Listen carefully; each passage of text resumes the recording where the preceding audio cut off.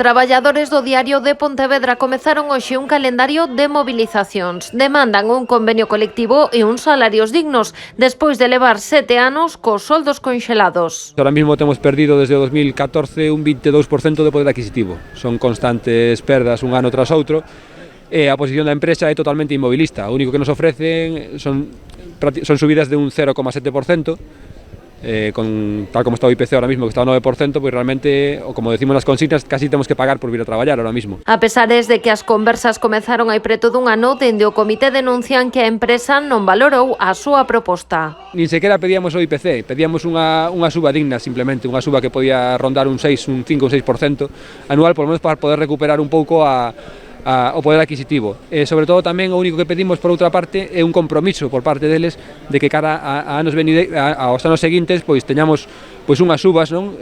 Polo menos próximas ao IPC. O cadro de persoal do Diario de Pontevedra apunta que esta situación se suma á reducción salarial que afrontou durante a crise económica e o expediente de regulación temporal de emprego que puxo en marcha a empresa no 2020 co gallo da pandemia. Os traballadores do Diario de Pontevedra estiveron traballando ao 120% ou ao 200% durante toda a pandemia e durante toda a crise sanitaria. Seguro que si calquera traballador se ve nas súas empresas traballando máis e cobrando menos, seguramente sairía á rúa. Ante esta situación están dispostos a chegar a folga indefinida a partires do 22 de decembro. Queremos que Pontevedra sexa consciente de que un periódico que traballa para a cidade pensa na cidade de Pontevedra, nas súas comarcas, nos seus sectores productivos, no eido de deporte e en todo o tecido asociativo, empresarial e demais, nós estamos con eles para cando eles o precisan e precisamos agora